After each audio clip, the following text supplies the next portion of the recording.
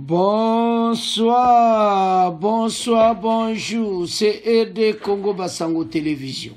Comme toujours, avant de commencer notre émission, nous disons merci à Dieu.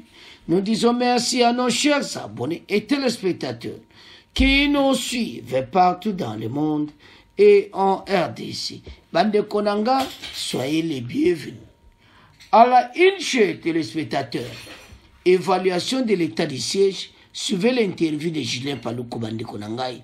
La première ministre Chimina a clôturé ce dimanche sa mission à Bunia sur l'évaluation de l'état du siège dans les provinces littorales du Nord Kivu. Dans sa déclaration à la presse, elle a fait savoir que les recommandations formulées par les différents coups de la population seront examinées dans la commission de défense et sécurité du gouvernement. Et le rapport sera soumis au président de la République des solutions idoines. Accompagné de quelques membres de son gouvernement, le ministre du Commerce sérieux Julien Paluku. Alors, les bons mots à la photo, Conseil de sécurité, basara ministre de la Défense, ministre de l'Intérieur, bango nyonso na fonction publique, bango tout basanganaki. Autour de ce million, pour na ko yeba, ndenge ni ba ko évaluer état de siège après visite de Nabunya. Alors, ma solo betamaki a clôturé et maintenant baso solo là après on fait sa rapport na président de la République. Alors, et l'on balinga basal.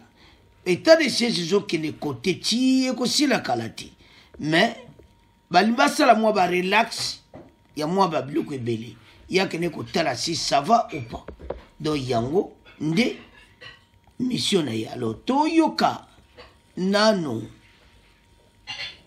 Julien Paluku yenda koloba sur masolo wana parce que état de siège est vraiment masolo kitoko. Alors tola na Julien Paluku bongo to avance. Monsieur le ministre Julien Paluku Kaongia, bonjour. Bonjour. Qu'est-ce qu'on peut d'abord attendre de cette mission? Oui, c'est une mission que son Excellence Madame la Première ministre conduit sur l'instruction du Président de la République, parce que lors du Conseil des ministres, il a insisté que soit évaluée en fait son ordonnance qui permettait à ce qu'on allège certaines mesures de l'état de siège. Et donc, il voulait se rassurer que les conditions sont restées les mêmes ou qu'elles ont changé pour voir si le contenu de l'ordonnance peut maintenant subir un début d'exécution. Il s'agissait de réhabiliter l'autorité civile là où il le fallait, notamment au niveau des bourgmestres des communes, au niveau des maires des villes, au niveau des administrateurs des territoires, étant donné qu'avec l'état de siège, il s'observait une sorte de rupture de ces mariages qu'on appelle toujours civilo-militaires. Et donc, pour le président de la République, dans la perspective prochaine de la levée de l'état de siège, il faut quand même que l'on commence par des étapes. Et donc, la Première ministre, comme elle est la nouvelle chef du gouvernement, c'est sa première évaluation. Il était normal qu'elle vienne voir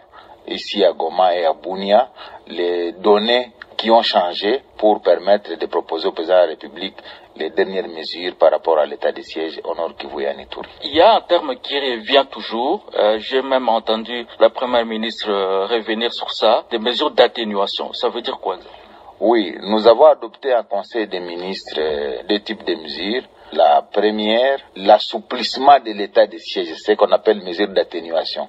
C'est-à-dire, les libertés étaient bloquées, les administrations civiles étaient bloquées, et donc on va réhabiliter certaines mesures en levant certaines restrictions qui étaient contenues dans l'ordonnance instituant l'état de siège. Le deuxième type de mesures concerne en fait les allègements fiscaux, parafiscaux et douaniers. Nous avons adopté au Conseil des ministres un projet de décret que d'ailleurs la Première ministre vient de signer au départ de Kinshasa, qui permet aux opérateurs économiques de souffler un peu. C'est-à-dire on va suspendre tous les contrôles, on va suspendre la taxe sur la valeur ajoutée pour les produits de grande consommation pour permettre à ce que les prix des produits puissent baisser sur les marchés. Tout cela pendant une année. Permettre en fait la relance économique de cette partie qui était sous état de siège. Le décret a été envoyé au journal officiel pour être publié parce que ce n'est que quand c'est publié au journal officiel que c'est opposable à tous.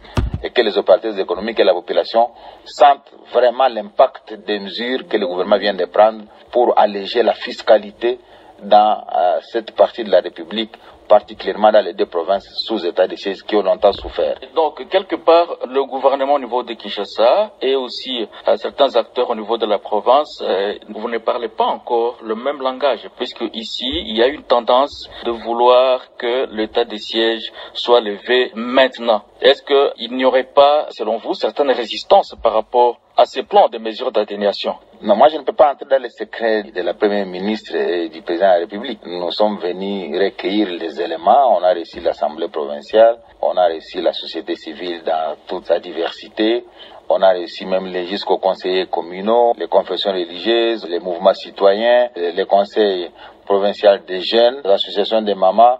Donc toutes les couches se sont exprimées. Je réserve la primaire au président de la République qui va recevoir les rapports de tout ce qu'on a proposé pour qu'il voie maintenant quel est le type de décision qu'il va prendre au regard de ce que nous allons lui rendre. Parce que nous allons lui rendre fidèlement compte de ce que toutes les couches ont dû proposer par rapport à la question de l'état de siège. Par rapport effectivement à votre portefeuille, il y a quelque chose que vous attendez aussi comme ministre du Commerce extérieur par rapport à cette mission? Mais oui, parce que lorsqu'on va suspendre un certain nombre de taxes, ça va renforcer la fluidité du commerce au niveau des frontières. Parce que vous vous rappelez, dans la frontière comme celle de Kassindi ou de la petite, de la grande barrière, il s'observait un climat malsain où on disait qu'il y a les tarifs douaniers qui est monté en flèche, mais avec ce décret-là, qui essaie un peu d'atténuer, qui essaie un peu de réduire un certain nombre de taxes, ça va vraiment permettre aux opérateurs économiques de souffler.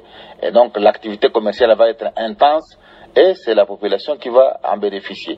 Excellence Julien Paluku Kahongya, merci. C'est moi qui vous remercie et j'en profite pour saluer toute la population et tous les auditeurs de la radio Okapi. Alors, bandeko tolandi biso nyonso Julien Paluku.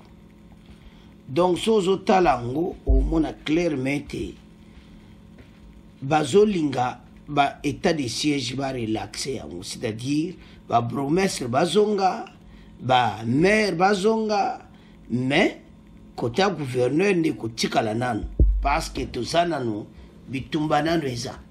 Donc elani ba congolais ba yeba parce batembele bazoyeba te système facial nga sala Julien Paluku a expliqué ngo très bien. Bakoba nan kotia ba maire, ba bourgmestre, ba chef de localité, tout ça, malembe, et puis bako travailler sur qu'on a gouverneur militaire, malembe, ti état de siège ya kosila. Donc situation oyo, eza situation moko, ba congolais ba comprendre kalaté état de siège aussi. Alors, masolo ezalaki très bien tolandi biso nyonso. Sumino autaki na Nord Kivu yepa yena rapport bango wana na commission de défense na bo batalaka makambo ya wana nyonso basololi. Alors maintenant bayeba ndeni baokende état de siège balonga malembe. Alors bana mboka, c'est à ce point comment clôturer mission na biso. Bon continuer ko s'abonner. Au revoir, à la prochaine.